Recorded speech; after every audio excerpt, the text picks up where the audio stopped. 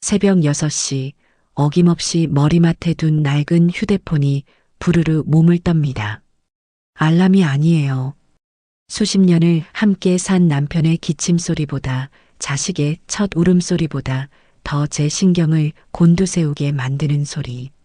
바로 아들 도연에게서 오는 오늘을 알리는 문자 메시지였습니다. 어머니, 오늘 오시죠? 유나 어제부터 할머니 보고 싶다고 했어요. 보고 싶어 했다는 말은 언제나처럼 덧붙이는 양념 같은 것이죠.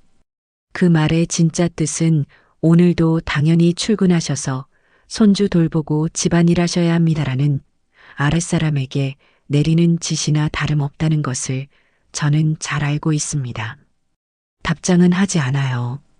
제가 답을 하든 안 하든 1시간 뒤에 그 집 현관문 비밀번호를 누르고 있을 사람은 저일 테니까요. 뻐근한 허리를 두드리며 일어나 찬물로 겨우 세수를 마쳤습니다.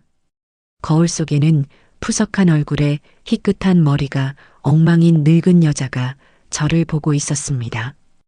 언제부터인가 제 이름 박경자는 희미해지고 그저 누구의 엄마 유나 할머니로만 불리는 살. 그것이 저의 일상이 되었습니다. 주방으로 가 식은 밥에 물을 말아 넘기듯 마셨습니다. 아들 집에 가면 어차피 제 몫의 밥상은 없을 테니 이렇게라도 속을 채워둬야 하루를 버틸 수 있거든요. 옷이라고 해봐야 무릎 나온 낡은 바지에 색바랜 티셔츠뿐. 어차피 온종일 집안일에 시달릴 텐데 좋은 옷은 입어서 뭐 하겠어요. 그렇게 채비를 마치고 집을 나섰습니다.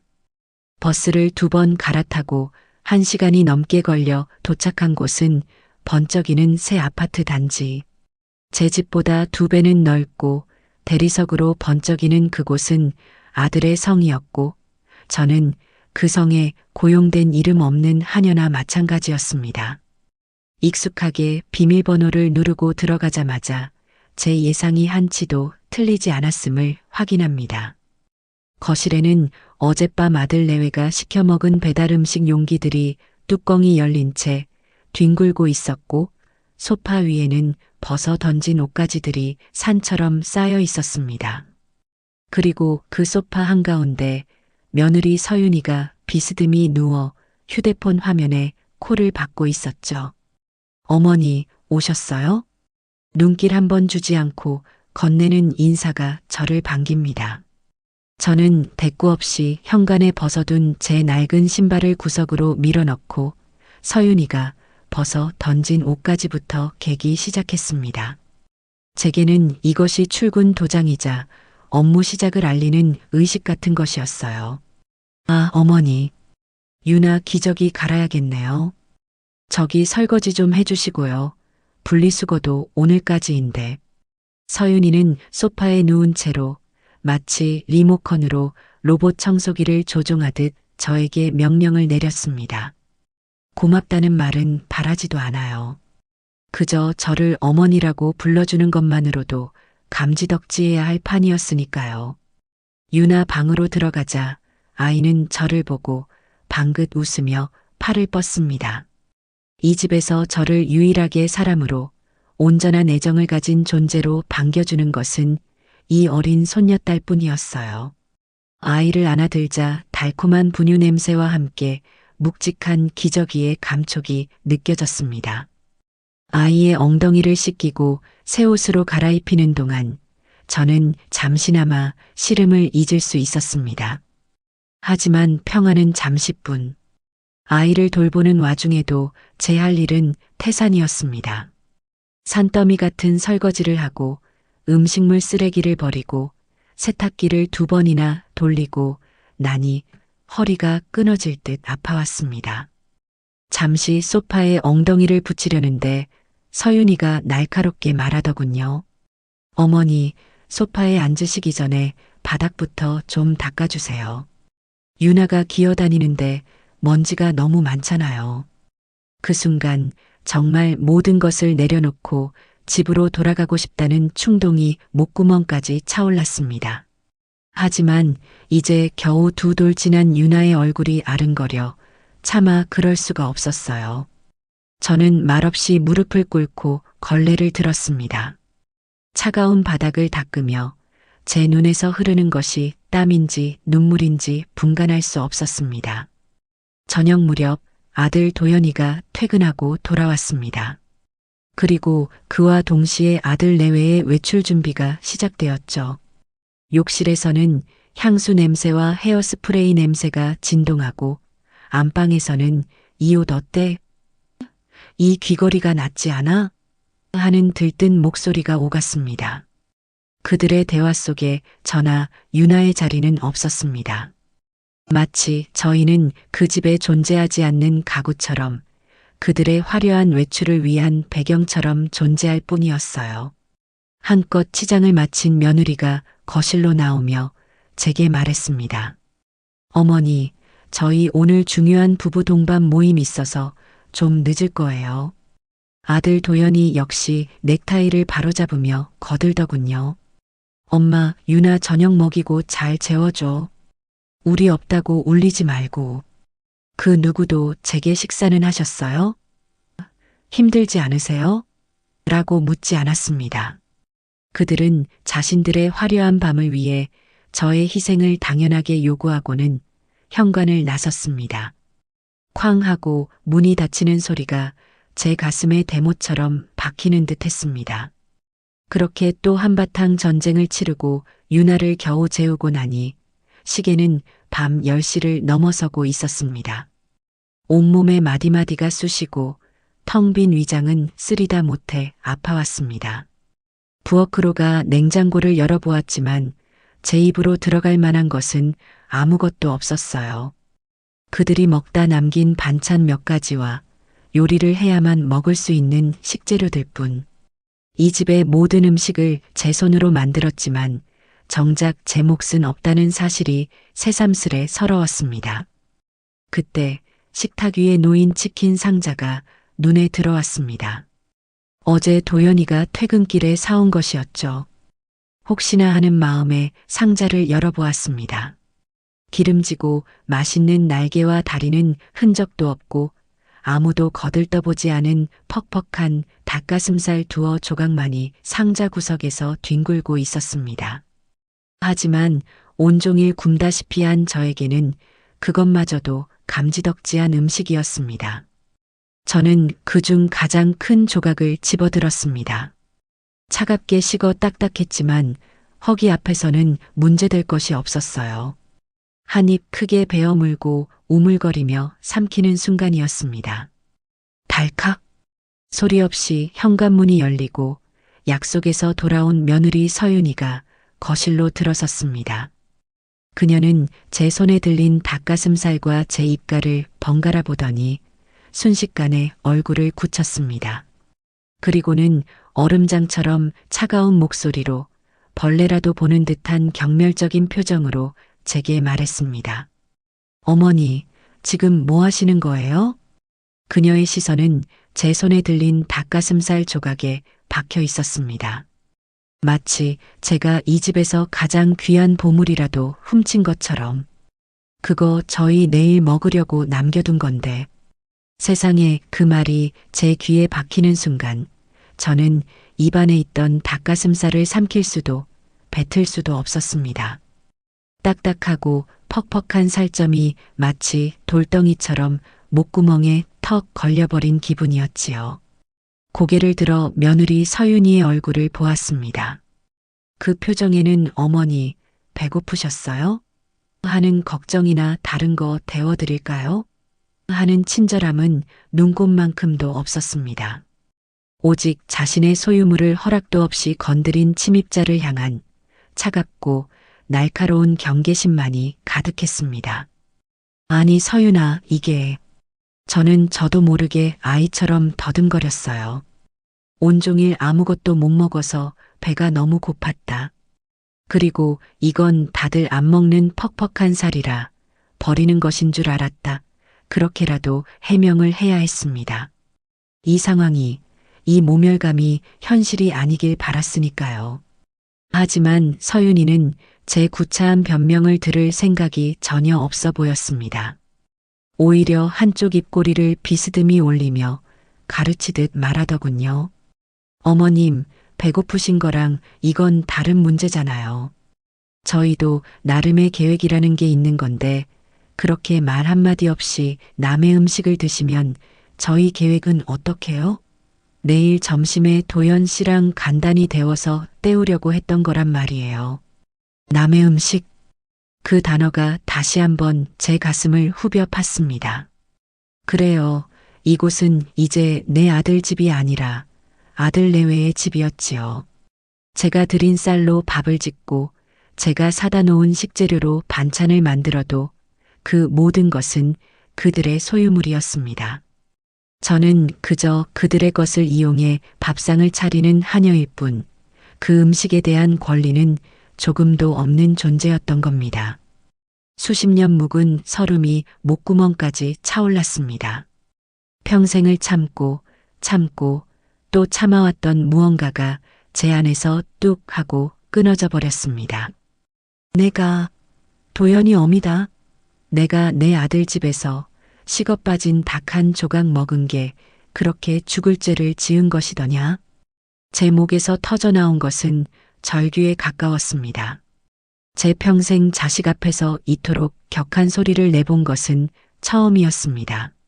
제 목소리는 분노와 서러움에 갈라지고 떨렸지만 그 안에는 제 인생 전체에 대한 항변이 담겨 있었습니다. 제 폭발에 서윤이는 잠시 놀란 듯 눈을 동그랗게 떴지만 그것도 잠시였어요. 그녀는 언제 그랬냐는 듯 더 높은 톤으로 마치 제가 이상한 사람이라는 듯이 소리쳤습니다. 어머님, 지금 저한테 소리 지르시는 거예요? 세상에, 이게 소리 지를 일이에요? 당연히 잘못하신 거죠. 아무리 가족이라도 남의 물건에 손 뗄 때는 물어보는 게 예의 아니에요? 저희 집엔 저희 집 규칙이 있는 거라고요. 규칙, 예의. 그럴듯한 단어들로 포장된 그녀의 말은 결국 당신은 이 집의 이방인이니 주제를 알라는 뜻이나 마찬가지였습니다. 그때였습니다. 시끄러운 소리에 안방문이 벌컥 열리며 비싼 정장이 구겨진 것도 모른 채 피곤에 절은 아들 도연이가 나왔습니다. 그의 미간은 잔뜩 찌푸려져 있었지요. 서윤이는 도연이가 나오자마자 기다렸다는 듯이 연극의 클라이맥스를 연기하는 배우처럼 돌변했습니다. 그녀의 눈가는 순식간에 붉어졌고 목소리는 금방이라도 울음이 터질 것처럼 가녀리게 떨렸어요. 오빠, 나 좀 봐. 내가 뭐 틀린 말 했어? 어머님이 우리 먹을 치킨을 말도 없이 드시고는 내가 조심스럽게 한마디 했다고 나한테 이렇게 소리를 지르시잖아. 나 너무 무섭고 서러워. 저는 그 가증스러운 모습에 기가 막혀 숨이 막힐 지경이었습니다. 조심스럽게 닭 도둑 취급을 한 것이 온몸이 부들부들 떨렸습니다.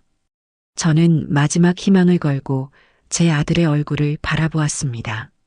제발 내 아들아, 내 어미의 억울함을, 저 여자의 거짓말을 알아채 다오. 하지만 아들의 눈은 저를 향해 있지 않았습니다. 그는 이 모든 상황이 그저 귀찮고 짜증난다는 표정으로 지끈거리는 관자놀이를 꾹꾹 눌렀습니다. 도연아, 엄마 말 좀 들어봐라. 이건 정말 오해야. 그런 게 아니고. 제가 다급하게 입을 열었지만 아들은 제 말을 들을 생각이 추호도 없었습니다. 아, 진짜 피곤해 죽겠는데. 그의 입에서 터져나온 것은 저를 향한 노골적인 원망이었습니다. 그는 제게 성큼성큼 다가왔습니다. 저는 혹시나 그가 제 손을 잡고 제 편을 들어주지 않을까 찰나의 기대를 했습니다. 하지만 그의 손은 제 어깨를 거칠게 잡아챘습니다. 그리고 제 인생을 송두리째 무너뜨리는 비정한 말을 내뱉었습니다. 엄마 때문에 이게 무슨 소란이야. 서윤이 흥분했잖아. 그의 목소리, 그의 눈빛은 온전히 서윤이만을 향해 있었습니다. 제 상처, 제 모멸감, 제 수십 년의 헌신은 그의 안중에 없었어요. 오직 피곤한 자신과 흥분한 아내의 심기를 거스른 늙은 어머니를 이 공간에서 격리하는 것이 가장 시급한 문제였던 겁니다. 오늘은 일단 좀 가 계셔. 가서 좀 쉬시라고. 서윤이 진정해야 하니까. 그는 저를 현관 쪽으로 거칠게 밀었습니다. 그의 손아귀 힘이 어찌나 센지 저는 속수무책으로 끌려갈 수밖에 없었습니다. 발버둥 칠 기력도 소리칠 힘도 남아있지 않았어요. 그가 현관문을 열고 제 등을 문 밖으로 떠밀었습니다. 차가운 복도의 공기가 제 맨살에 와 닿았습니다. 도연아? 애원하듯 그의 이름을 불렀지만 아들은 제 얼굴을 돌아보지도 않았습니다. 쾅! 차가운 철문이 제 바로 앞에서 무정하게 닫혔습니다. 이어서 달칵하는 디지털 도어록의 기계음이 제 심장에 사형 선고처럼 울려 퍼졌습니다. 아파트에 싸늘하고 긴 복도에 저 혼자 덩그러니 남겨졌습니다. 방금 전까지 손주를 돌보고 설거지를 하고 바닥을 닦던 그 집에서 저는 식어 빠진 닭가슴살 한 조각을 훔쳐 먹은 죄로 쫓겨난 것입니다. 엘리베이터의 하강 버튼을 누를 힘도 없어 한참을 그 자리에 서 있었습니다. 차가운 벽에 등을 기대고 스르르 주저앉고 말았습니다. 눈물이 복물처럼 터져 나왔습니다. 서러워서, 분해서, 그리고 단 한 평의 내 공간도 없이 쫓겨난 내 인생이 너무나 비참해서 얼마나 울었을까요? 복도를 지나가던 이웃의 발소리에 정신이 번쩍 들었습니다. 이 치욕스러운 모습을 누구에게도 보이고 싶지 않았습니다. 저는 비척거리며 일어나 눈물을 소매로 아무렇게나 닦아냈습니다. 엘리베이터를 타고 1층으로 내려오는 동안 거울에 비친 제 모습을 보았습니다. 눈물과 콧물로 범벅이 된 얼굴, 헝클어진 머리, 초점 없는 눈동자. 그야말로 세상에서 가장 불쌍하고 패배한 늙은이의 모습이었어요. 자동문이 열리고 아파트 단지 밖으로 나서자 칼날 같은 밤 공기가 제 뺨을 후려쳤습니다. 그 순간 정신이 번쩍 들었습니다. 그래, 패배한 것이 아니다. 아직 끝나지 않았다. 그 순간 저는 결심하고 또 결심했습니다. 다시는 내 발로 저 문지방을 넘는 일은 없을 것이라고. 저들이 나를 버렸듯 나도 이제 저들을 버릴 것이라고. 자정이 넘은 시각의 버스는 텅 비어 있었습니다. 버스는 정해진 노선을 따라 묵묵히 달렸고 저는 창밖의 풍경을 멍하니 바라보았습니다. 술에 취해 비틀거리는 젊은이들, 다정하게 팔짱을 낀 연인들, 야식을 사들고 종종 걸음으로 귀가하는 사람들. 세상은 저마다의 이야기 속에서 분주하게 움직이고 있었지만 그 안에 제 자리는 없는 것 같았어요. 1시간이 넘게 걸려 겨우 제 동네에 도착했습니다.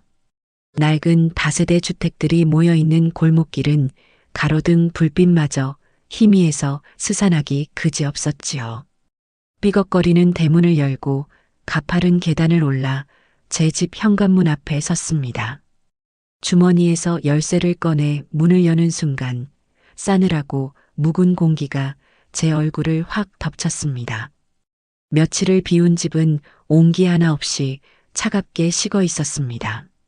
불도 켜지 않은 채 저는 거실 한가운데에 망연히 서 있었습니다. 그리고 제 인생을 영화 필름처럼 한 장면 되감기 시작했습니다. 20살의 시집와 남편과 함께 이 집의 터를 잡았지요. 남편은 성실했지만 몸이 약했습니다. 제가 시장에 나가 억척같이 돈을 벌어야 겨우 입에 풀칠을 할 수 있었어요. 그러다 덜컥 도연이가 생겼습니다. 아이를 낳고 기뻐한 것도 잠시, 남편은 자리에 눕고 말았습니다. 그 후로 10년 저는 남편 병수발과 아들 뒷바라지를 하며 제 청춘을 몽땅 갈아 넣었습니다. 남편이 세상을 떠나고 저는 더 악착같이 살았습니다. 제 옷 한 벌, 제 신발 한 켤레 사는 것이 사치라고 생각했어요. 시장에서 떨이로 파는 채소를 사다 반찬을 만들고 남들이 버리는 가구들을 주워다 썼습니다. 그렇게 모은 돈으로 도연이를 가르쳤습니다. 아들이 좋은 대학에 가고 대기업에 취직하고 어여쁜 며느리를 얻어 저번적이는 아파트로 이사했을 때 저는 세상을 다 얻은 것 같았습니다. 내 고생이 드디어 끝났다고 이제 아들 덕 좀 보며 편히 살 수 있을 거라고 믿었지요. 하지만 그 믿음은 얼마나 어리석은 착각이었을까요? 편안한 노후 대신 저를 기다린 것은 무급 가사도우미라는 새로운 역할이었습니다.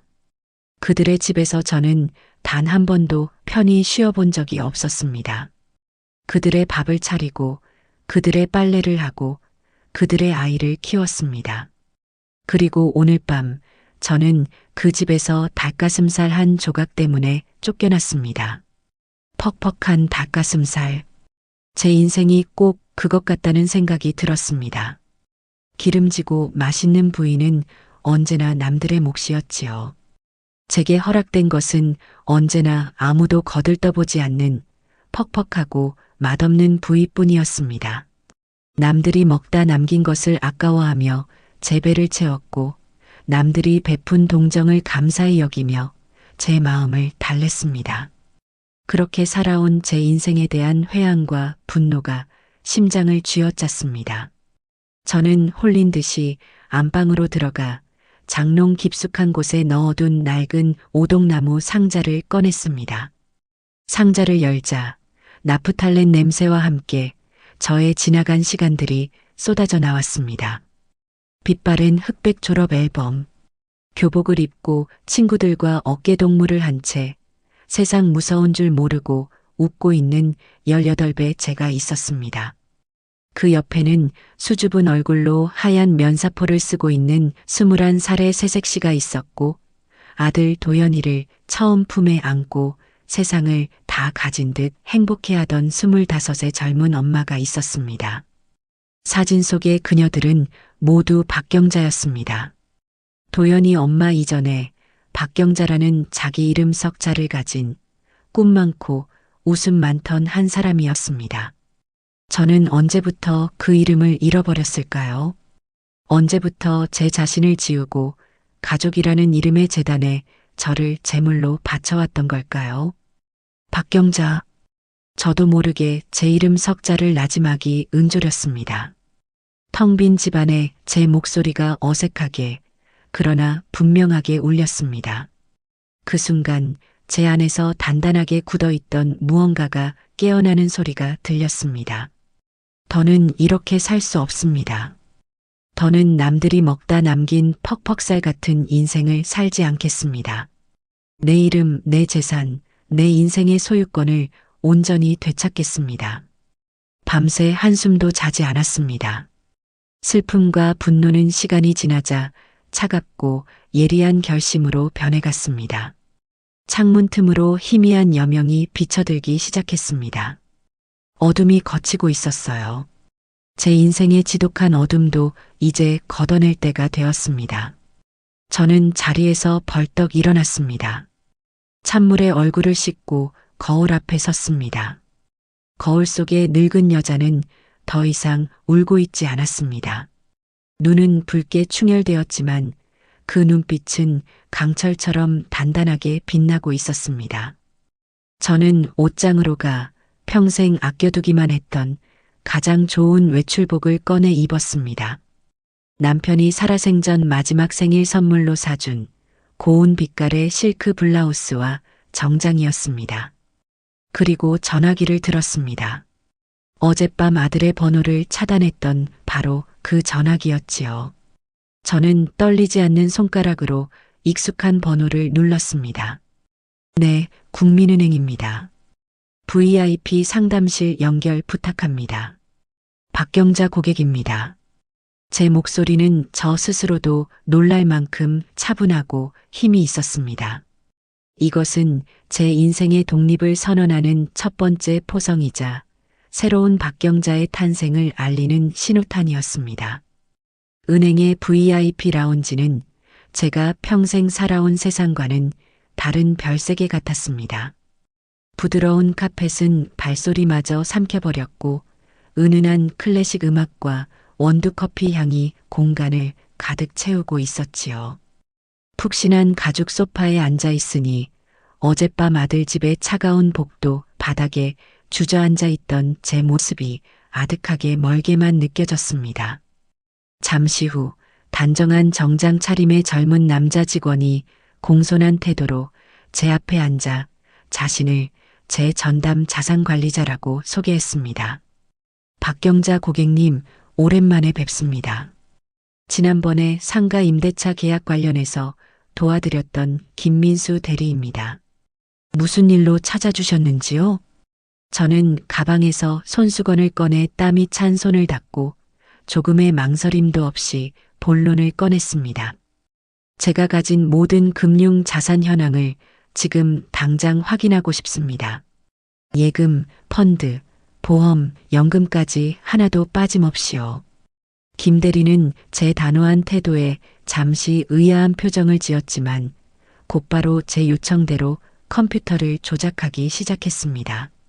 잠시 후 그는 깔끔하게 정리된 명세서를 여러 장 출력해 제게 건넸습니다.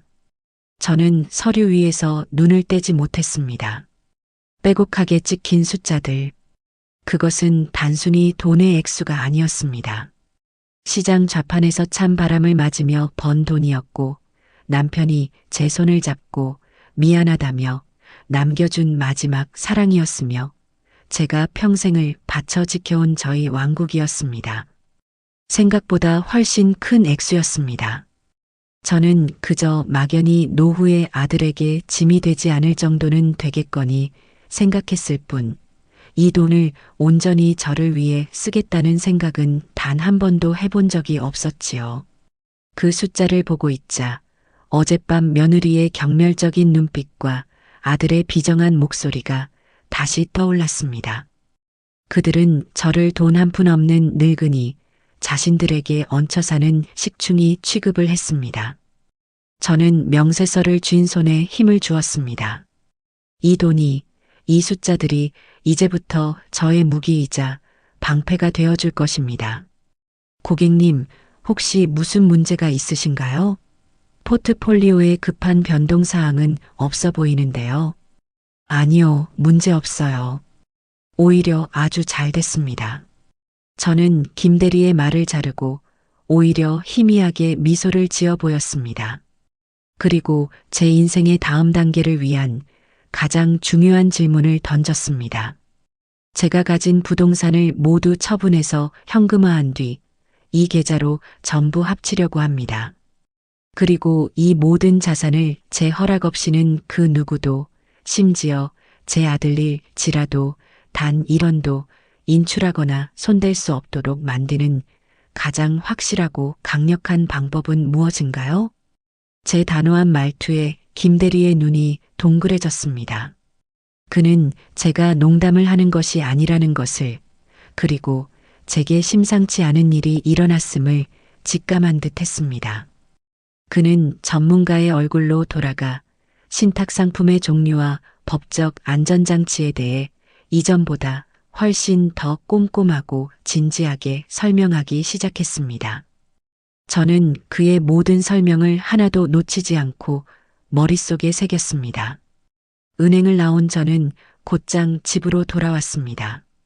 그리고 신문과 인터넷을 뒤져 자산관리 및 상속 분야에서 가장 승소율이 높다는 법무법인과 금매를 가장 신속하게 처리한다는 부동산 중개법인의 연락처를 수첩에 적었습니다. 첫 번째 전화는 법무법인이었습니다. 네, 법무법인입니다. 무엇을 도와드릴까요? 자산 신탁 및 유언장 작성 관련해서 상담을 받고 싶어 전화드렸습니다. 대표 변호사님과 직접 상담하고 싶은데 가장 빠른 시간으로 예약을 잡아주십시오. 수화기 너머의 직원이 잠시 머뭇거리며 대표 변호사님은 상담료가 상당히 높으신데 괜찮으시겠습니까? 라고 물었습니다. 저는 망설임 없이 대답했습니다. 상관없습니다. 돈이 문제가 아닙니다. 저의 확고한 목소리에 직원은 곧 정중하게 네, 고객님. 일정을 확인하고 바로 연락드리겠습니다라며 태도를 바꿨습니다. 이어서 부동산 중개법인에도 전화를 걸었습니다. 급매로 처분하고 싶은 부동산이 2건 있습니다. 아파트 한 채와 역세권의 5층 상가 건물입니다. 수수료는 원하시는 만큼 드릴 수 있습니다. 가장 신속하고 확실하게 처리해 주실 수 있는 최고의 전문가와 연결해 주십시오. 제 말을 들은 수화기 너머의 목소리가 순간적으로 흥분하는 것이 느껴졌습니다. 역시 돈의 힘이란 이런 것이구나 싶어 씁쓸한 웃음이 나왔습니다. 모든 약속을 일사천리로 잡고 나니 오후가 훌쩍 지나 있었습니다. 그제야 휴대폰을 확인했습니다. 부재중 전화 수십 통, 그리고 빼곡하게 쌓인 문자 메시지. 모두 아들 도연이에게서 온 것이었습니다. 엄마, 어디야? 왜 전화 안 받아? 유나 오늘 유치원 발표회인데 할머니 꼭 와야 한다고 했잖아. 왜 안 와? 무슨 일 있는 거 아니지? 연락 좀 줘. 걱정되니까 그러는 거잖아. 걱정이라는 단어에 실소가 터져 나왔습니다. 저를 걱정하는 것이 아니라 당장 아이를 돌봐줄 사람이 없어 자신의 계획이 틀어진 것이 걱정되는 것이겠지요.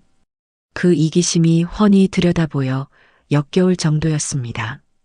저는 아무런 감정 없이 화면을 내려다보았습니다. 그리고 이 번호를 차단하시겠습니까?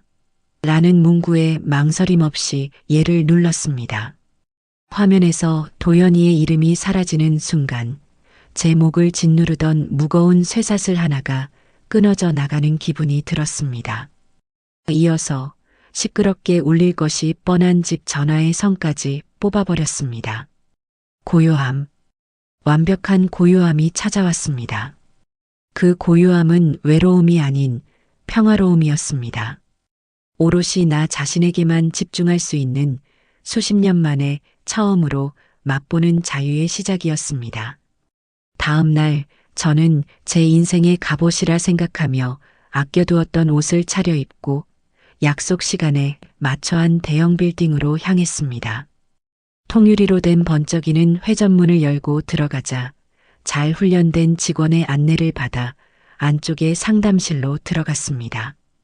잠시 후 TV 경제 채널에서 본 듯한 세련되고 자신감 넘치는 인상의 남자가 들어와 자신을 금매 전문 팀장이라고 소개했습니다. 박경자 고객님, 전화 주셔서 감사합니다. 저희는 VVIP 고객님들의 자산 처리를 전문으로 하고 있습니다. 어떤 부동산을 처분하려고 하시는지. 저는 가방에서 준비해온 등기부등본과 건축물 대장, 토지 대장 등 관련 서류 전부를 꺼내 테이블 위에 펼쳐놓았습니다. 제가 사는 압구정의 아파트와 남편이 유산으로 남겨준 신사동의 작은 상가 건물이었습니다.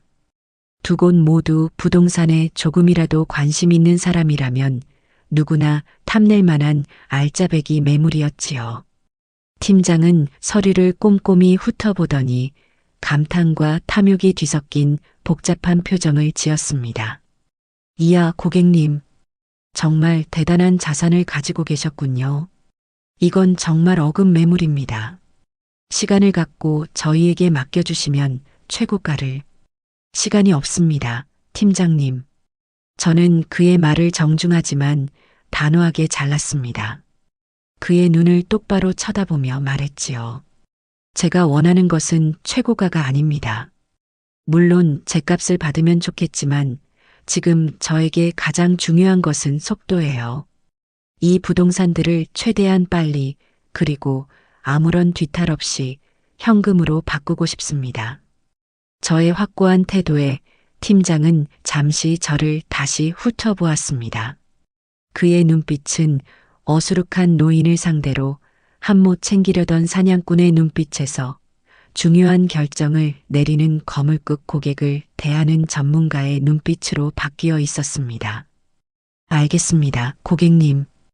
뜻이 그러시다면 저희가 가장 잘하는 방식으로 진행하겠습니다. 저희가 보유한 VVIP 고객 리스트에 이 매물을 비공개로 올리고 가장 자금력이 확실한 매수자를 신속하게 찾아내겠습니다. 계약서에 사인하시죠. 저는 그 자리에서 바로 전속 중개 계약서에 사인을 했습니다. 제 손으로 제 이름 석자를 쓰고 도장을 찍는 순간 지난 수십 년간 저를 얽매였던 과거의 집과 완벽하게 결별하는 기분이 들었습니다. 부동산 사무실을 나온 저는 곧바로 어제 예약해둔 법무법인으로 향했습니다. 서울에서 가장 높은 빌딩의 최상층에 위치한 변호사 사무실은 그 위용만으로도 저를 압도하는 듯 했습니다. 하지만 저는 더 이상 주눅 들지 않았습니다. 중후한 분위기의 대표 변호사 사무실, 저를 맞이한 것은 TV 토론 프로그램에서 날카로운 논리로 상대방을 제압하던 바로 그 유명 변호사였습니다. 그는 제 이야기를 단 한 번도 끊지 않고 끝까지 들어주었습니다. 그리고 제 이야기가 끝나자 따뜻한 차를 한 잔 권하며 말했습니다. 어머님, 지난 세월 정말 고생 많으셨습니다. 이제라도 어머님 본인의 삶을 되찾으시겠다니 법률가이기 이전의 한 사람으로서 진심으로 응원하고 싶습니다. 그의 진심 어린 위로에 순간 울컥했지만 저는 눈물을 삼켰습니다. 지금은 울 때가 아니었으니까요. 그래서 변호사님, 제 뜻을 완벽하게 이룰 수 있는 가장 확실한 법적 장치가 필요합니다. 물론입니다. 그는 자리에서 일어나 책장에서 두꺼운 법전을 꺼내들며 설명하기 시작했습니다. 어머님의 뜻을 완벽하게 실현하기 위해서는 유언대용 신탁이 가장 적합합니다. 어머님께서 가진 모든 재산, 즉 부동산을 처분한 현금과 금융자산 전부를 신탁회사에 맡기는 겁니다. 그리고 그 신탁 계약서에 아주 상세한 조항들을 넣는 것이지요. 첫째, 어머님께서 살아계시는 동안 이 신탁 재산에서 발생하는 모든 수익과 원금 인출 권한은 오직 수익자인 어머님 박경자 여사님 한 분에게만 귀속됩니다. 둘째, 자녀분들을 포함한 그 어떤 제3자도 이 신탁 재산에 대해 압류나 상속을 주장할 수 없도록 방어 조항을 넣을 겁니다. 셋째, 어머님께서 세상을 떠나시면 장례비 등 최소한의 비용을 제외한 신탁 재산 잔액 전부는 어머님께서 지정하시는 공익재단에 즉시 기부되도록 명시하는 겁니다. 이렇게 하면 자녀분들은 유류분 반환 청구 소송 외에는 할 수 있는 것이 아무것도 없게 됩니다.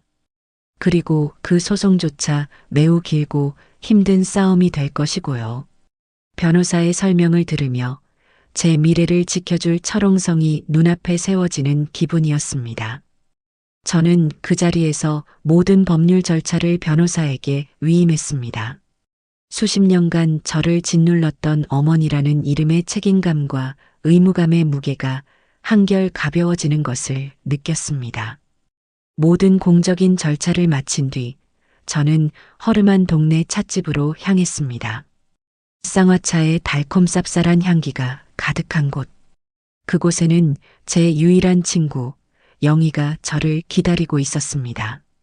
젊어서부터 시장에서 함께 장사를 하며 온갖 고생을 같이 겪어낸 제게는 친자매나 다름없는 친구였지요. 경자야, 얼굴이 왜 이렇게 반쪽이 됐어? 그 잘난 아들 녀석이 또 무슨 짓을 했구나. 영희는 제 얼굴을 보자마자 단번에 알아챘습니다.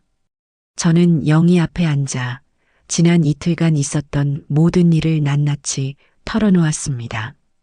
퍽퍽한 닭가슴살 한 조각으로 시작된 모멸, 아들의 집에서 쫓겨나던 밤의 비참함, 그리고 은행과 변호사 사무실을 오가며 내린 제 인생의 중대한 결심까지.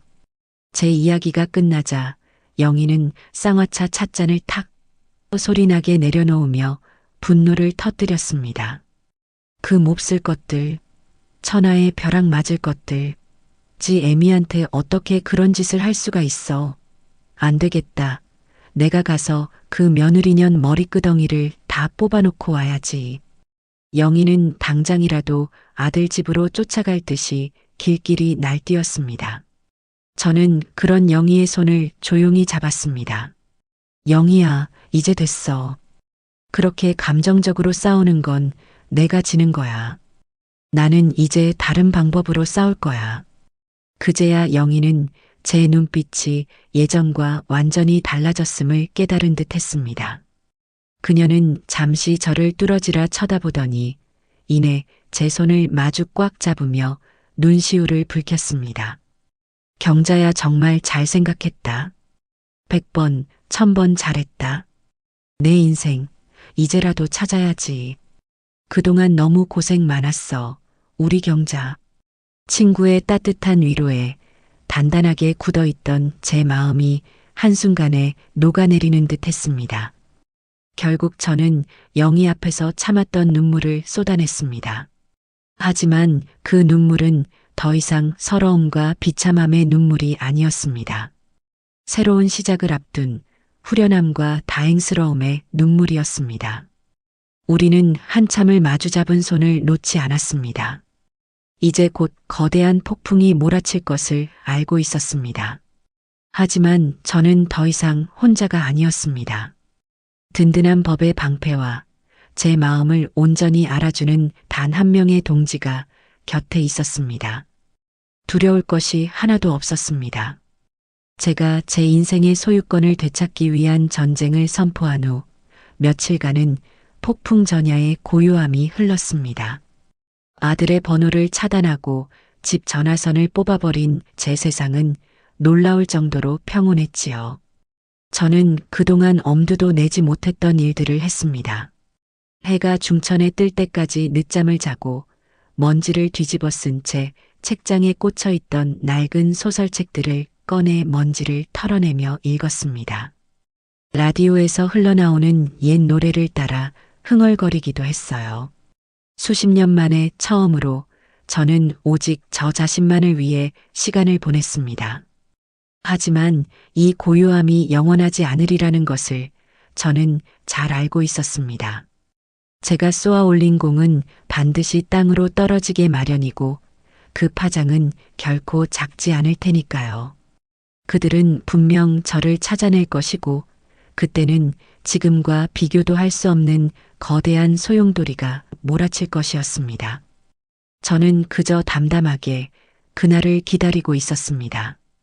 예상대로 그날은 생각보다 빨리 찾아왔습니다. 하지만 그 방식은 제가 짐작했던 것과는 조금 달랐어요. 저는 아들 녀석이 홧김에 집으로 쳐들어오거나 딸 민서가 울며불며 매달리리라 생각했지요. 하지만 그들은 저를 직접 공격하기 전에 제 주변을 맴돌며 탐색하는 보다 교활한 방법을 선택했습니다.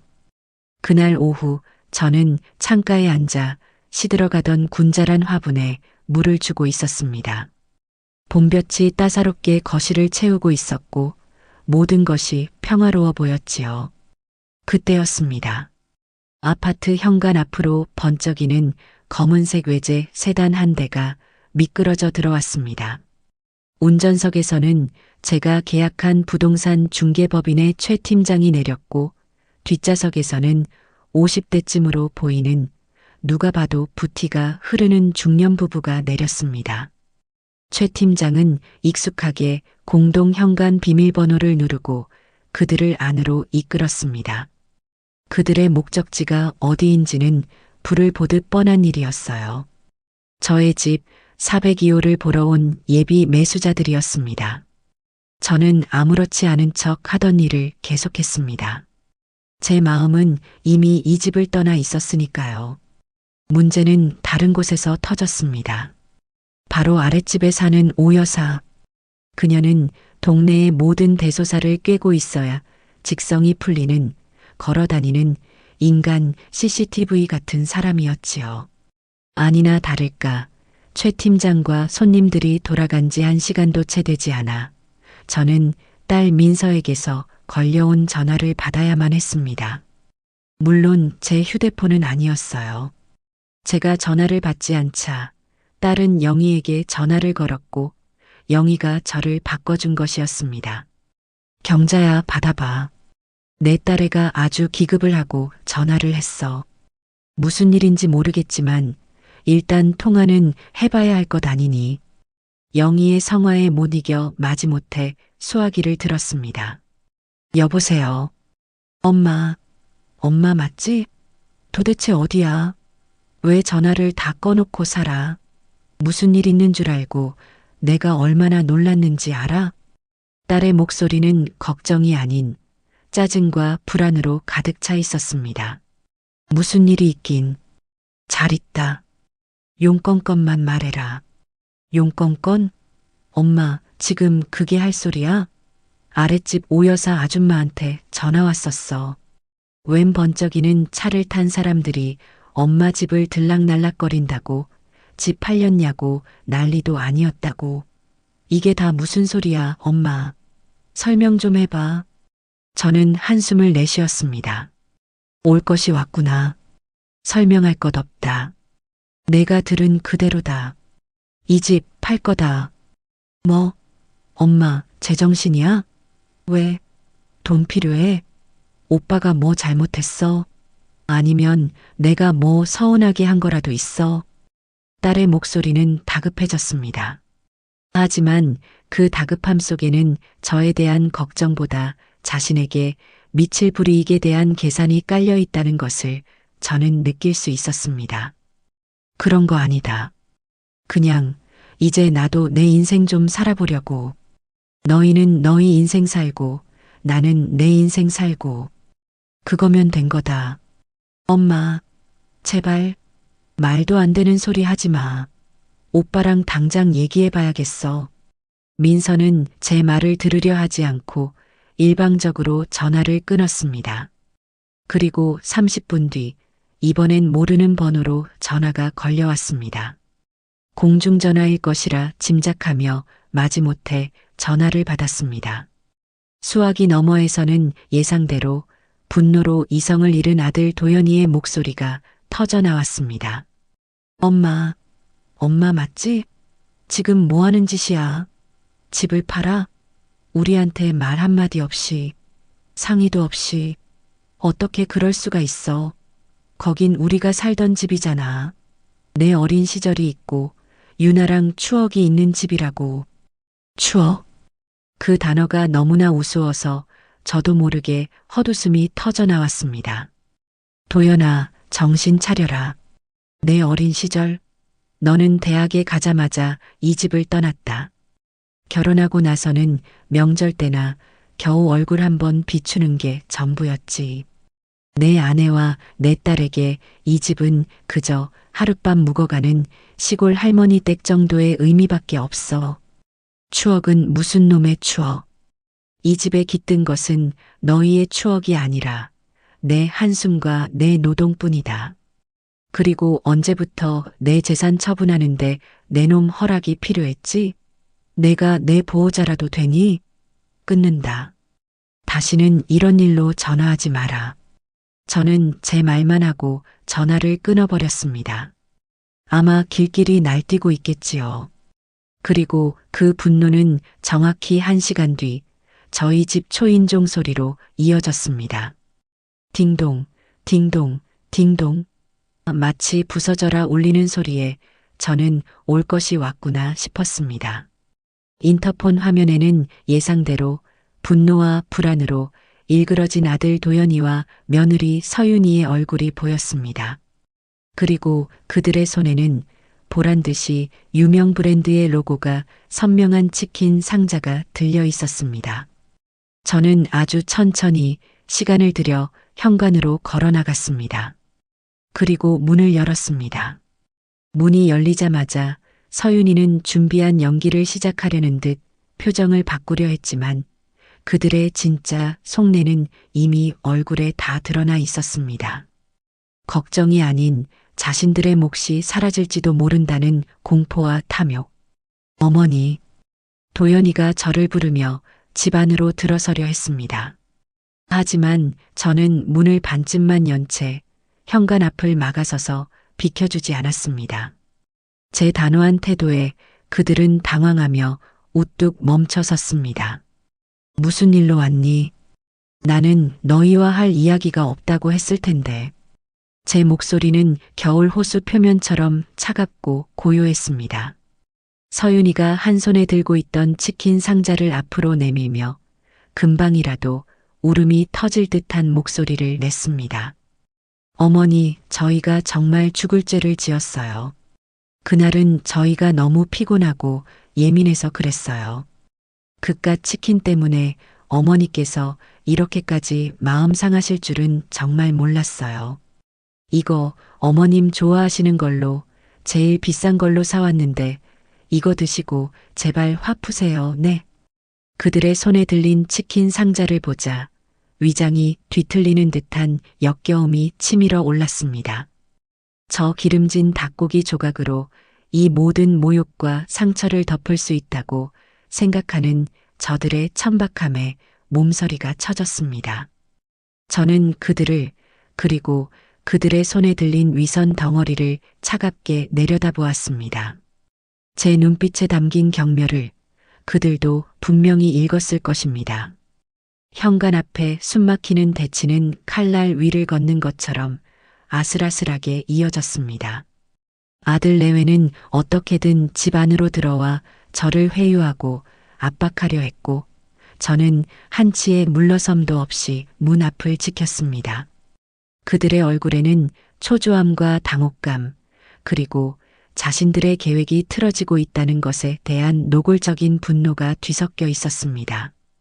하지만 이대로 현관에서 소란을 피우는 것은 동네 사람들의 구경거리밖에 되지 않을 터. 저는 이 지긋지긋한 연극의 마지막 막을 제 손으로 직접 내리기로 결심했습니다. 저는 깊은 한숨을 내쉬며 굳게 닫았던 문을 조금 더 열어주었습니다. 들어오너라. 제 허락에 그들은 기다렸다는 듯이 마치 개선장군이라도 된 것처럼 집 안으로 들어섰습니다. 하지만 저는 그들이 거실에 푹신한 소파에 앉는 것을 허락하지 않았습니다. 거기 서 있거라. 그들은 신발도 벗지 못한 채 좁은 현관에 어정쩡하게 서서 저와 마주해야 했습니다. 그들의 위치는 명확했습니다. 이 집의 주인이 아닌 처분을 기다리는 죄인의 자리였지요. 서윤이는 들고 온 치킨 상자를 어색하게 신발장 위에 올려놓았습니다.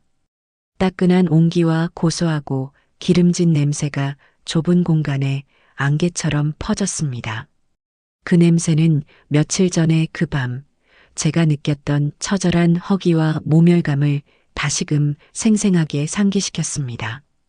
제게는 그저 역겨운 위선의 냄새일 뿐이었습니다.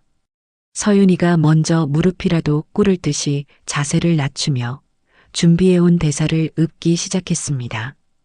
그녀는 정말 세상에서 가장 서럽고 죄 많은 사람인 양 눈물을 뚝뚝 흘리며 제 손이라도 잡을 듯이 애원하기 시작했습니다. 어머님, 제가 정말 죽을 죄를 지었어요. 제가 그날 제정신이 아니었어요. 회사 일도 너무 힘들고 유나 키우는 것도 지쳐서 너무 예민해져 있었나 봐요. 그래서 어머님께 그런 못된 말을 해버렸어요. 제가 입이 방정이고 속이 좁았어요. 생각 없이 말해서 어머님 가슴에 대못을 박았어요. 제가 어려서부터 부모님 사랑만 받고 자라서 고생을 모르고 자라서 어른께 어떻게 말하고 행동해야 하는지 잘 몰랐어요. 다 제 탓이에요. 용서해 주세요, 어머니. 그녀의 사과는 유창했습니다. 하지만 그 유창함 속에는 진심 어린 뉘우침이 아닌 잘 짜인 변명만이 가득했지요. 힘들어서, 예민해서, 어려서부터 곱게 자라서 모든 것이 자기 자신을 위한 방어기제일 뿐 저의 상처에 대한 공감은 단 한 톨도 없었습니다. 그러니 어머님, 제발 집 하시는 건 다시 생각해 주세요. 저희가 앞으로 정말 잘할게요. 어머니가 원하시는 거 뭐든지 다 해드릴게요. 주말마다 찾아뵙고 안마도 해드리고 유나 사진도 매일매일 보내고 용돈도 저희가 버는 거 쪼개서 매달 넉넉하게 드릴게요. 네, 제발요, 어머니. 그녀의 입에서 용돈이라는 말이 나오는 순간 저는 더 이상 들어줄 가치가 없다고 최종적으로 판단했습니다. 그들의 모든 행동의 근원은 결국 돈이었던 겁니다. 제 마음을 돌리려는 것이 아니라 제 통장에 들어있는 그 숫자를 자신들의 미래, 상속분을 지키기 위한 처절한 몸부림이었지요. 아들 도연이도 거들었습니다. 그의 얼굴은 죄책감보다는 이 상황을 빨리 모면하고 싶은 초조함으로 가득 차 있었어요. 엄마, 서윤이가 이렇게까지 빌잖아. 온종일 밥도 못 먹고 엄마 걱정만 했어. 다 오해였어, 엄마. 그날 우리도 너무 피곤하고 예민해서 그랬던 거야. 엄마 마음 상하게 한 거 정말 죄송해.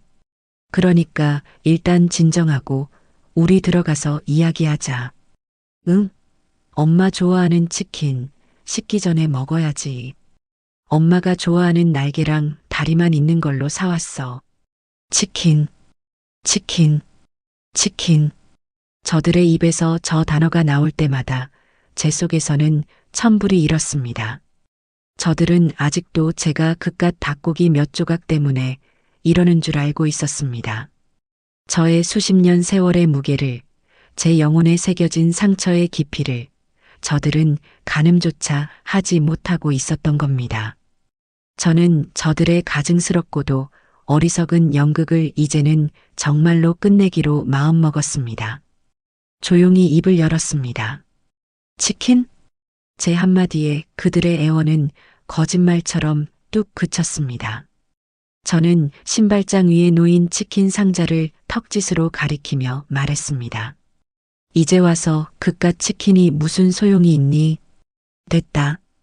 그 귀한 치킨 너희나 실컷 먹어라. 그리고 저는 제 인생에서 가장 길고 가장 단호하며 가장 장엄한 선언을 시작했습니다. 제 목소리는 더 이상 떨리지 않았습니다. 오히려 얼음처럼 차갑고 강철처럼 단단했지요. 그들의 눈을 하나하나 아주 깊숙이 들여다보며 저는 제 인생의 모든 것을, 제 영혼의 모든 것을 쏟아냈습니다. 너희는 내가 왜 이 집을 팔고 너희를 떠나려 하는지 정말 모르는구나.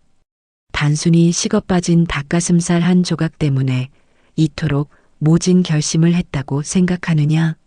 그래, 그것은 방아쇠였을 뿐이지. 너희는 그날 밤 닭가슴살 한 조각이 아니라 내 어미의 수십 년 세월과 마지막 남은 자존심을 너희 집 음식물 쓰레기통에 처박은 거다. 저는 먼저 도연이의 눈을 똑바로 쳐다보았습니다. 아들의 눈동자가 공포와 충격으로 파르르 흔들리는 것이 보였습니다. 도연아, 나는 내 아비와 결혼하며 이 집에 들어왔다. 가난했지만 우리는 서로를 아꼈고 나는 언젠가 이 집을 우리 아이들의 웃음소리로 가득 채울 날을 꿈꿨다. 하지만 내 아비는 몸이 약했고 나는 내 꿈을 접고 시장에 나가 억척같이 돈을 벌어야 했다. 내가 태어났을 때 나는 세상을 다 가진 듯 기뻤다. 이 아이만큼은 나처럼 고생시키지 않으리라. 세상 최고의 것을 주리라 맹세했지.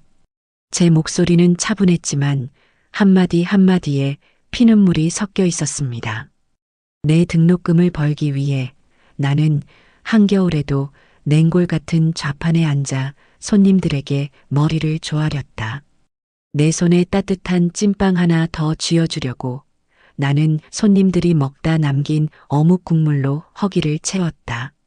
내가 친구들 다 있는 비싼 운동화를 사달라고 졸랐을 때 나는 남들 다 자는 새벽에 식당에 나가 밤새 가릇을 닦았다. 내 손이 다 부르트고 갈라져 피가 나도 나는 내가 기뻐할 모습만 생각하며 고통을 참았다. 그렇게 키운 내 아들이 내게 뭐라고 했더냐? 저는 잠시 숨을 골랐습니다. 그리고 가장 아픈 기억을 끄집어냈습니다. 엄마 때문에 이게 무슨 소란이야. 라고 했지. 내 아내의 심기를 거스른 늙은 어미를 길거리에 벌레를 쫓아내듯 현관 밖으로 내쫓았지.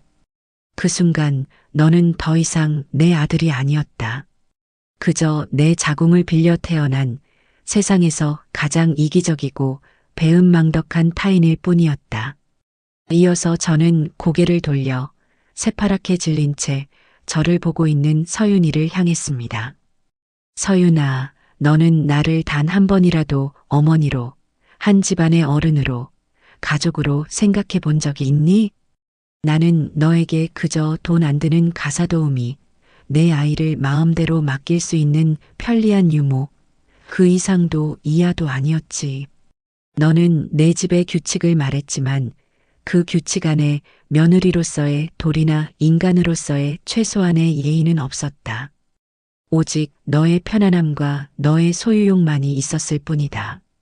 너는 내가 너희의 것을 탐내는 배고픔에 눈이 먼 천박한 도둑이라 생각했지만 천만에 진짜 도둑은 바로 너희다. 내 시간과 건강, 내 남은 인생을 공짜로 훔쳐간 파렴치한 도둑은 바로 너희 부부라고. 제 말에 그들의 얼굴이 잿빛으로 변해갔습니다. 모든 가면이 벗겨지고 당황과 분노, 그리고 공포가 그들의 얼굴 위에서 추악하게 뒤섞이고 있었습니다. 저는 마지막으로 사형 선고와도 같은 최후 통첩을 날렸습니다. 그래서 결정했다. 더 이상 너희를 위한 희생 제물이 되기를 거부하기로. 이 집도 신사동 상가도 전부 팔 거다. 그리고 그 돈은 단 한 푼도 너희에게 물려줄 생각이 없다. 이것은 모두 내 돈이다. 내 피와 눈물, 내 젊음과 맞바꾼 신성하고도 존엄한 내 것이다. 이제부터 나는 이 돈으로 평생 살아보지 못했던 박경자의 인생을, 나 자신만을 위한 인생을 살아갈 거다. 너희는 성인이니 너희 힘으로 알아서들 살아남아라. 제 선언이 끝나자 잠시 지옥 같은 정적이 흘렀습니다. 그리고 그 정적을 깬 것은 서윤이의 히스테릭하고도 날카로운 비명이었습니다. 뭐라고요? 지금 제정신이세요, 어머님? 늙으면 곱게 늙으셔야지.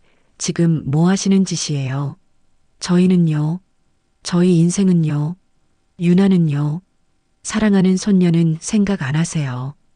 내가 유나를 조금이라도 생각했다면 유나의 할머니를 그따위로 대접하지는 않았겠지.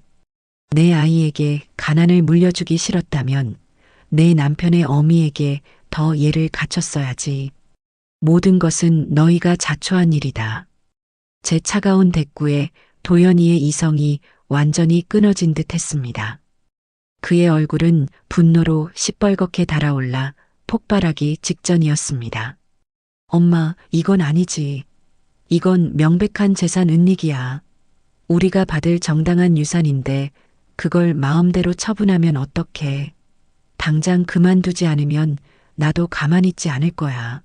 신문의 제보에서 엄마를 돈에 눈이 멀어 자식 버린 정신 나간 노인으로 만들고 변호사 선임해서 성년후견인 신청할 거라고.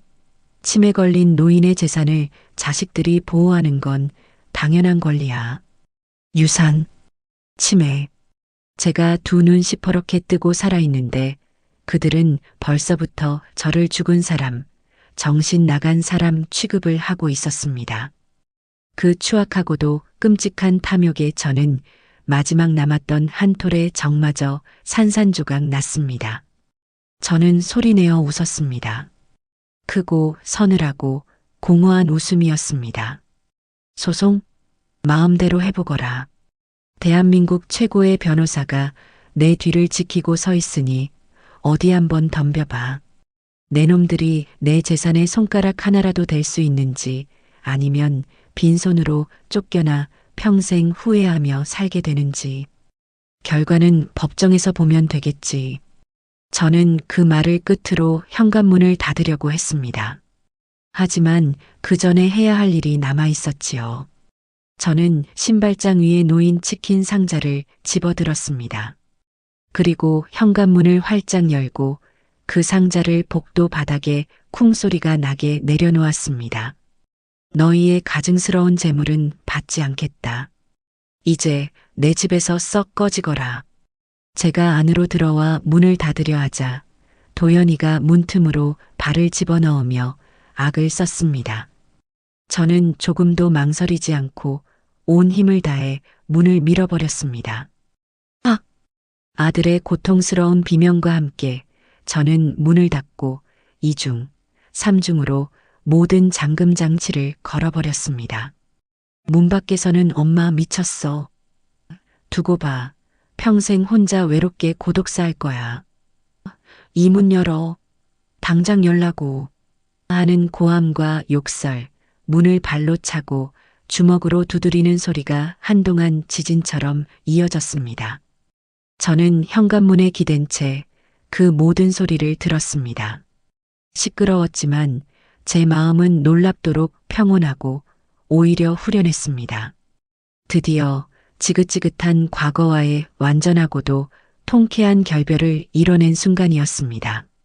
아들 내외와의 격렬한 싸움이 있은 후 모든 것은 제가 계획한 대로, 아니 그 이상으로 신속하고 완벽하게 진행되었습니다.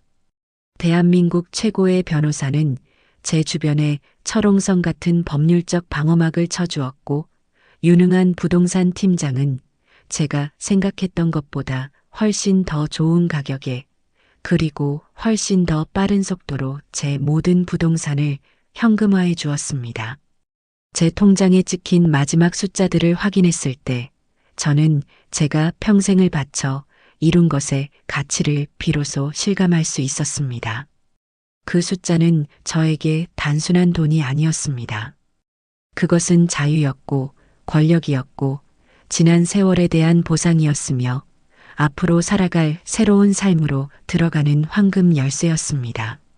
저는 가장 먼저 새로운 보금자리를 구했습니다. 제가 선택한 곳은 도심 속 최고급 시니어 레지던스, 더 팰리스 로얄이었습니다. 낡고 춥고 외로웠던 다세대 주택과는 차원이 다른 곳이었지요. 입주하던 날 친구 영희가 제 손을 꼭 잡고 연신 감격의 눈물을 흘렸습니다. 경자야, 세상에 여기가 정말 내가 살 집이란 말이니? 드라마에서나 보던 재벌 회장님 댁 같다. 내가 이런 데서 살게 되다니 내가 다 눈물이 난다. 영희의 말처럼 그곳은 궁궐 같았습니다. 호텔처럼 웅장한 로비에는 오스트리아에서 직접 공수해 왔다는 거대한 크리스털 샹들리에가 영롱하게 빛나고 있었고, 제복을 입은 직원들은 저를 보자마자 박경자 여사님, 입주를 진심으로 환영합니다라며 깍듯하게 허리를 숙여 인사했습니다. 제가 배정받은 곳은 한강이 정면으로 내려다 보이는 15층의 프리미어 스위트룸이었습니다. 전면 통유리창 밖으로는 서울의 화려한 스카이라인과 유유히 흐르는 한강이 그림처럼 펼쳐졌고, 방 안에는 제가 평생 써본 적 없는 이탈리아제 구스다운 침구와 최고급 가구들이 기품 있게 놓여 있었지요. 매일 새끼 식사는 전직 호텔 주방장이 영양사와 함께 짠 식단대로 최고급 레스토랑에서 제공되었고, 실내 온수풀과 피트니스 센터, 도서관과 영화관, 심지어는 사우나와 마사지실까지 모든 편의시설이 완벽하게 갖춰져 있었습니다. 저는 더 이상 밥을 짓고 청소를 하고 빨래를 할 필요가 없었습니다. 오직 저 자신만을 위해 하루 24시간을 오롯이 쓰면 되는 꿈 같은 삶이 시작된 것입니다. 새로운 삶의 시작을 기념하기 위해 저는 제 인생에서 가장 화려하고 통쾌한 사치를 부려보기로 했습니다. 영희의 손을 이끌고 백화점 VVIP 라운지로 향했습니다. 처음 와보는 호사스러운 공간의 쭈뼛거리는 영희와는 달리 저는 마치 원래 제 자리였던 것처럼 당당하게 안으로 들어섰습니다. 그리고 제 전담 직원의 안내를 받으며 평생 입어보지 못했던 화사하고 고급스러운 옷들을 마음껏 골랐습니다. 몸의 곡선을 우아하게 드러내는 실크 원피스, 고운 진주 빛깔의 캐시미어 코트, 구름 위를 걷는 듯 발이 편안한 이탈리아제 수제 구두까지. 가격표는 아예 쳐다보지도 않았습니다. 어머, 사모님, 너무 잘 어울리세요. 사모님을 위해 만들어진 옷 같네요. 라고 속삭이는 직원들의 칭찬을 들으며 저는 수십 년 만에 처음으로 여자가 된 기쁨을 만끽했습니다. 쇼핑을 마친 뒤에는 청담동에서 가장 유명하다는 미용실에 들러 머리 모양을 과감하게 바꾸고 최고급 피부 관리실에서 얼굴과 전신 마사지를 받았습니다. 모든 관리를 마치고 거울 앞에 섰을 때 저는 제 모습을 보고 소리를 지를 뻔했습니다. 거울 속에는 더 이상 푸석한 얼굴에 초라한 늙은이가 없었습니다. 짧고 세련된 은발의 쇼컷에 기품 있는 화장을 하고 우아한 옷을 입은 제가 알지 못하는 낯선 여인이 저를 보고 은은하게 미소 짓고 있었지요. 그녀는 도연이 엄마도 유나 할머니도 아니었습니다. 그녀는 바로 여왕 박경자였습니다. 그날 저는 영희와 함께 최고급 한정식 집에서 저녁을 먹었습니다. 상다리가 휘어지게 차려진 음식을 보며 문득 식어 빠진 닭가슴살을 훔쳐 먹듯 먹던 그날 밤이 떠올라 웃음이 났습니다. 달라진 것은 외모뿐만이 아니었어요. 저는 텅 비어있던 제 내면을 채우기 시작했습니다. 레지던스에서 제공하는 다양한 문화 강좌에 등록했습니다. 평생 해보고 싶었지만 먹고 살기 바빠 엄두도 내지 못했던 수채화 그리기, 열정적인 리듬에 몸을 맡기는 라틴 댄스, 세계 각국을 여행하기 위한 기초 영어 회화까지. 처음에는 어색하고 서툴렀지만 스펀지가 물을 빨아들이듯 저는 새로운 배움의 즐거움에 흠뻑 빠져들었습니다. 그곳에서 저는 새로운 친구들을 사귀었습니다. 평생을 교단에서 아이들을 가르치다 은퇴한 박 교수님, 외교관 남편을 따라 세계 각국을 누비며 살았던 최 여사님, 일찍 남편과 사별하고 홀로 의류 사업을 일으켜 자수성가한 김 대표님까지. 그들은 모두 자기만의 인생을 치열하고 멋지게 살아온 사람들이었습니다. 우리는 함께 밥을 먹고 차를 마시고 서로의 인생 이야기를 나누었습니다. 그 누구도 저를 누구의 엄마나 어떤 할머니로 보지 않았습니다. 그들은 저를 경자씨, 박 여사님이라고 부르며 한 명의 독립된 인격체로서 존중해 주었습니다. 제 이야기에 함께 분노하고 저의 새로운 도전을 진심으로 응원해 주었지요. 어느 날 저녁 라틴 댄스 수업을 마치고 친구들과 레지던스 스카이 라운지에서 와인을 마시고 있었습니다. 창밖으로는 한강의 야경이 보석처럼 흩뿌려져 있었고 우리들의 유쾌한 웃음소리는 끊이지 않았습니다. 그 순간 저는 깨달았습니다. 이것이 바로 제가 평생 꿈꿔왔던 삶이라는 것을. 존중받고 사랑받으며 오롯이 나 자신으로 살아가는 삶.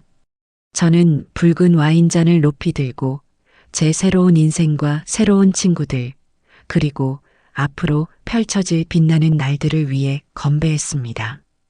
그날 마신 와인은 제 인생에서 가장 달콤하고 향기로웠습니다.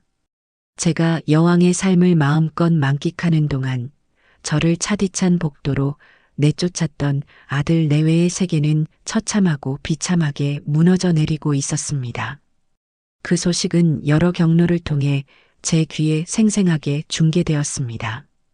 때로는 제 변호사를 통해 법률적인 자문을 구하려다 좌절하는 그들의 한심한 시도를, 때로는 친구 영희가 전해주는 생생한 돈내 소문을 통해 저는 그들의 몰락을 드라마처럼 지켜볼 수 있었지요. 가장 먼저 무너진 것은 그들의 안락했던 일상이었습니다. 제가 맡았던 무급가사 및 육아 노동의 가치는 그들이 상상했던 것보다 훨씬 더 엄청났던 모양입니다. 며느리 서윤이는 당장 유나를 맡길 곳이 없어 발을 동동 굴렀습니다. 급하게 비싼 놀이방에 등록했지만 아이는 적응하지 못하고 매일 울며 등원을 거부했습니다. 결국 더 비싼 비용을 지불하고 1:1 베이비시터를 구해야 했고 그 비용은 고스란히 그들의 가게에 치명적인 부담이 되었지요. 아침마다 아이와 전쟁을 치르다 보니 직장에는 매일 지각하기 일쑤였고 아이가 아프다는 연락이라도 오는 날에는 눈치를 보며 조퇴를 해야 했습니다. 결국 그녀는 회사에서 민폐 직원으로 낙인 찍히고 말았습니다. 아들 도연이의 삶도 엉망진창이 되기는 마찬가지였습니다. 퇴근하고 돌아오면 그를 기다리는 것은 따뜻한 저녁 밥상이 아니라 아이의 울음소리와 배달음식 쓰레기로 가득한 어지러운 집, 그리고 신경질이 극에 달해 바가지를 긁는 아내뿐이었죠. 매일 밤 기름진 배달음식으로 끼니를 때우고 주말에는 밀린 빨래와 청소에 시달리며 파김치가 되었습니다. 그들이 그토록 중요하게 여기던 부부 동반 모임이나 주말 골프 약속은 아득한 옛날 이야기가 되어버렸습니다. 경제적인 압박과 육체적인 피로가 극에 달하자 그들의 관계는 급격하게 금이 가기 시작했습니다. 친구 영희가 전해준 바에 따르면 그들의 아파트에서는 거의 매일 밤 이웃들이 잠을 설칠 정도의 격렬한 부부 싸움이 벌어진다고 했습니다. 영희는 아랫집 오 여사에게 들었다며 그들의 대화를 생생하게 묘사해 주었지요. 이게 다 누구 때문인데? 당신이 그날 그놈의 치킨 가지고 어머님한테 그렇게 멍청하게만 안 굴었어도 이 지경은 안 됐잖아. 뭐, 내가 멍청해? 당신은 아들이면서 뭐 했는데? 당신이 중간에서 똑바로 버티기만 했어도 어머님이 집까지 팔고 나가셨겠냐고. 결국 당신이 불효자에다 무능해서 이 사단이 난 거 아냐? 뭐, 무능해? 너야말로 돈만 밝히는 속물 아니야. 우리 엄마 재산만 보고 나랑 결혼한 거 아니냐고. 서로에게 책임을 떠넘기고 서로의 가장 아픈 곳을 후벼 파는 비난이 쉴 새 없이 오갔습니다. 그들이 쌓아 올린 위선적인 사랑과 행복이라는 것은 결국 저의 희생이라는 토대 위에 아슬아슬하게 세워진 모래성에 불과했던 것이지요. 제가 그 토대를 빼버리자 그들의 성은 속절없이 무너져 내렸습니다. 궁지에 몰린 그들은 마지막 발악을 시도했습니다. 어느 주말 오후 레지던스 1층 로비에서 연락을 받았습니다. 아들 내외가 손녀 유나를 데리고 저를 찾아왔다는 것이었죠. 저는 잠시 망설였습니다. 유나의 얼굴이 눈에 밟혔지만 그들의 의도가 너무나 뻔히 보였기에 마음이 무거웠습니다. 저는 컨시어지에 5분만 로비에서 기다리시라고 정중하게 전해주세요라고 말하고는 가장 우아한 외출복으로 갈아입고 천천히 로비로 내려갔습니다.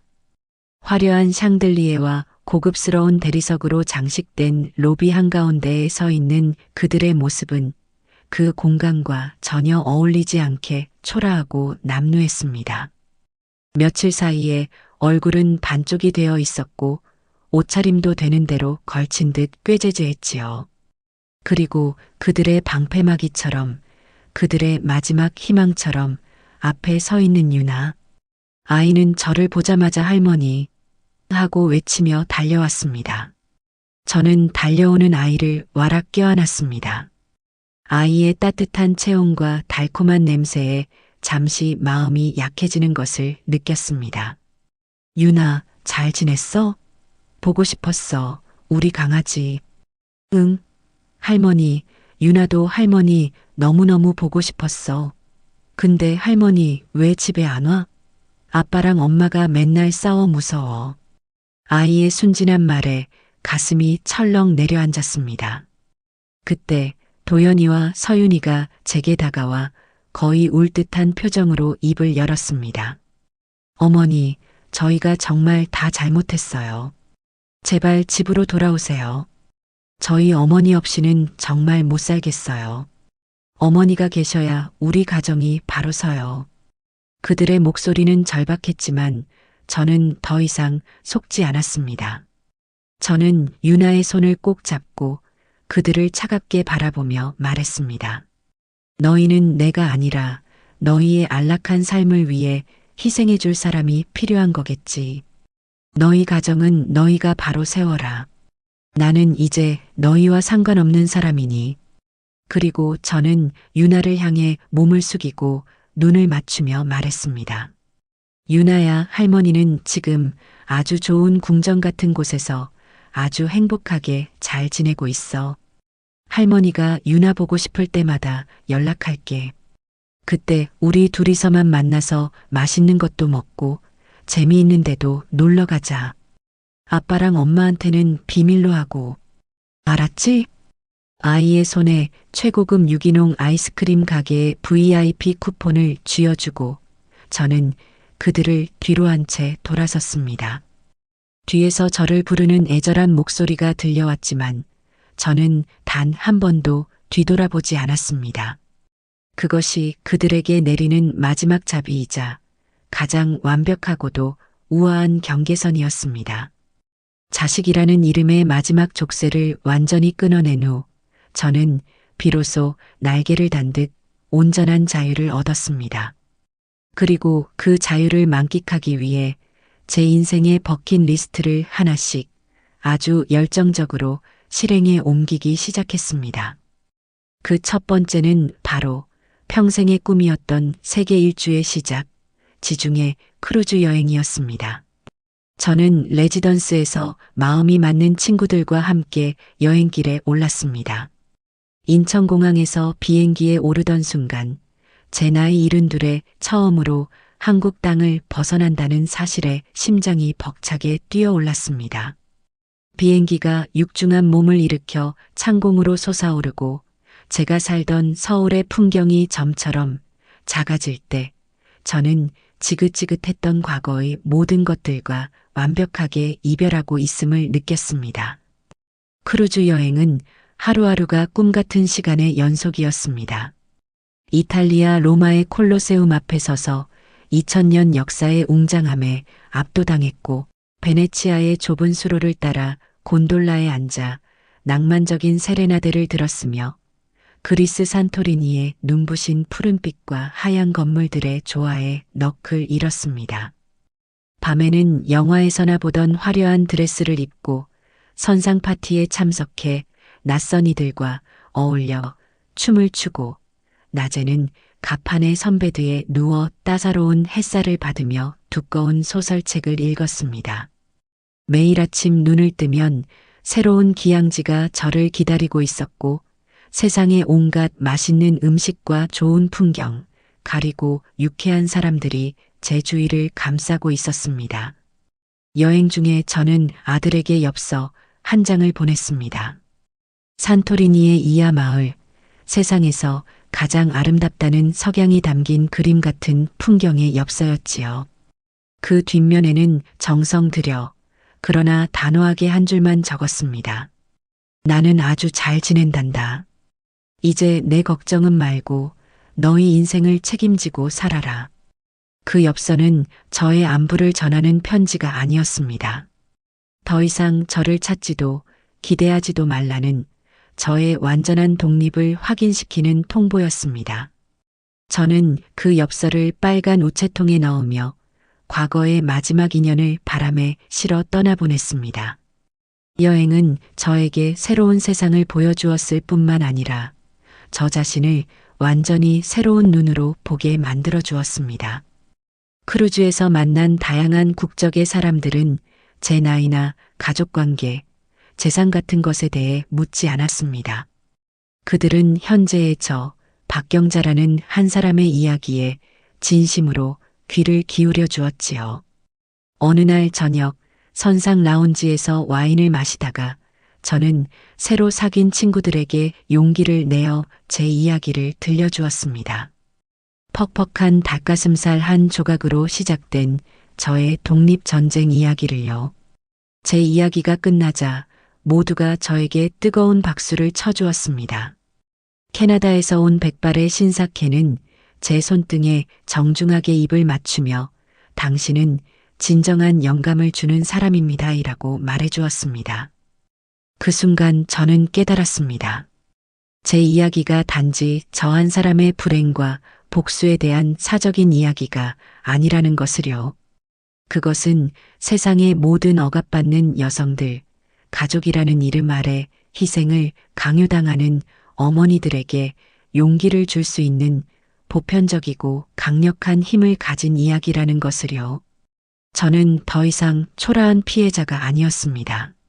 제 삶을 스스로 구원해낸 제 인생 서사의 당당한 주인공이었습니다. 한 달간의 꿈 같은 여행을 마치고 한국으로 돌아왔을 때 저는 완전히 다른 사람이 되어 있었습니다. 제 얼굴에는 세상을 품은 자신감이 넘쳤고 제 발걸음에는 미래를 향한 활기가 가득했지요. 저는 레지던스의 제 방 한강이 내려다 보이는 서재 책상에 앉았습니다. 그리고 아주 큰 세계 지도를 벽면에 펼쳐 붙였습니다. 지중해의 아름다운 도시들 위에 예쁜 보석 핀을 꽂았습니다. 그리고 앞으로 가야 할 곳들을 바라보았습니다. 아프리카 세렝게티의 광활한 초원에서 사자들을 보고 페루 마추픽추의 신비로운 유적을 두 발로 걷고 아이슬란드의 밤하늘에서 황홀한 오로라를 마주할 것입니다. 세상은 넓고 제가 가보아야 할 곳, 경험해야 할 것들은 너무나도 많았습니다. 저는 다음 여행 계획을 세우기 시작했습니다. 어떤 옷을 입고 무엇을 먹고 누구와 함께 이 기쁨을 나눌지 상상하는 것만으로도 가슴이 터질 듯이 뛰었습니다. 더 이상 과거에 얽매여 눈물 흘리지 않았습니다. 저를 배신한 자식들을 원망하며 제 소중한 시간을 낭비하지도 않았습니다. 저의 무대는 이제 좁은 부엌이나 답답한 거실이 아니었습니다. 나의 세계, 나의 무대는 바로 이 광활하고 아름다운 세상 전체였습니다. 제2의 인생은 이제 막 화려한 막을 올렸을 뿐이었습니다. 그리고 저는 그 무대의 유일한 주인공으로서 제게 허락된 시간의 마지막 순간까지 가장 뜨겁고 가장 자유롭게 가장 찬란하게 춤을 출 것이었습니다.